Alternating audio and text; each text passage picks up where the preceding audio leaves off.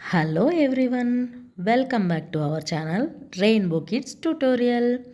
మనం ఈరోజు వీడియోలో ఒక కొత్త ఇంట్రెస్టింగ్ ఫ్యాక్ట్ గురించి తెలుసుకోబోతున్నాం. దేని గురించి అనుకుంటున్నారా? మనం ఆనియన్స్ గురించి ఇంట్రెస్టింగ్ ఫ్యాక్ట్ ఏముంటుందబ్బా అనుకుంటున్నారా? ఈ వీడియోలో మనం చూసేద్దాం. సహజంగా ఆనియన్స్ని కట్ చేసినప్పుడు మనకేమవుతుంది? మన కళ్ళ వెంట నీరు వస్తుంది కదా, అది ఎందుకో తెలుసుకుందాం. ఈరోజు మన టాపిక్ అదే. Why onions makes you cry. This is the topic. మనం ఈ విషయం గురించి అడిగినప్పుడు మన అమ్మ వాళ్ళు మనకు ఒక కథ చెప్తారు కదా, అదే onions wish. Long ago onion, chilli, tomato and ice cream were friends. ఇవన్నీ ఒకరోజు మూవీకి వెళ్దాం అనుకున్నాయి. అప్పుడు ఎండ కారణంగా ఐస్ క్రీమ్ కరిగిపోయింది.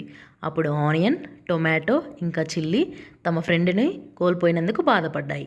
ఇంకా ఈ మూడు మూవీకి వెళ్ళినప్పుడు ఆ మూవీ థియేటర్లో కూర్చున్నప్పుడు ఒక అతను చైర్లో కూర్చుని ఉన్న టొమాటోని చూసుకోకుండా ఆ టొమాటో పైన కూర్చునేసరికి అది మరణించింది.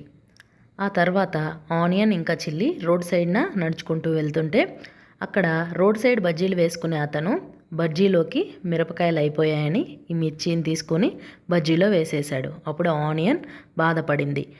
ఇక తనలో తాను ఇలా అనుకుంటుంది. మొదటిగా ఐస్ క్రీమ్ మరణించినప్పుడు నేను, టొమాటో ఇంకా మిర్చి బాధపడ్డాము.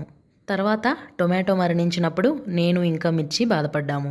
ఇప్పుడు మిర్చి మరణించినప్పుడు నేను బాధపడ్డాను. మరి నేను మరణిస్తే ఎవరు బాధపడతారు అని దేవుడిని ప్రార్థించింది. అప్పుడు దేవుడు వరం ఇచ్చాడు. నిన్ను ఎవరైతే కట్ చేస్తారో వాళ్ళే ఏడుస్తారు. ఇది మన పూర్వీకులు చెప్పే కథ. ఇప్పుడు అసలు నిజమేంటో తెలుసుకుందాం. ఆనియన్స్ భూమి లోపల పెరుగుతాయని మన అందరికీ తెలిసిందే. భూమి లోపల కొన్ని యానిమల్స్ నివసిస్తూ ఉంటాయి కదా, వాటి నుంచి రక్షించుకోవడం కోసం ఈ ఆనియన్ జరిపే రసాయనిక చర్యల వల్ల రిలీజ్ అయిన గ్యాస్ వల్లే మనకు కన్నీరు వస్తాయి. అది డీటెయిల్గా తెలుసుకుందాం. మనం ఆనియన్ని కట్ చేసినప్పుడు యాలినాజ్ అనే ఎంజైమ్ రిలీజ్ అవుతుంది.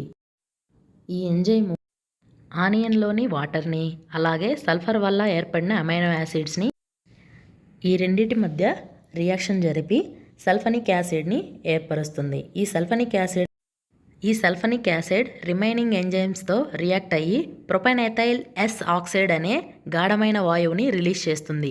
ఈ వాయువు తేలికగా ఎవాపరేట్ అవుతుంది. ఈ ఆవిరులు మన ఐస్ని తాకినప్పుడు మనకి ఇరిటేషన్ సెన్సేషన్ కలుగుతుంది.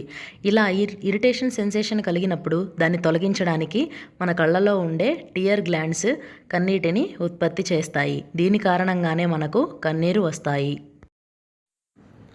ఇలాంటి మరిన్ని వీడియోస్ కోసం మన ఛానల్ని లైక్ చేసి సబ్స్క్రైబ్ చేయండి. Thank you. బాయ్.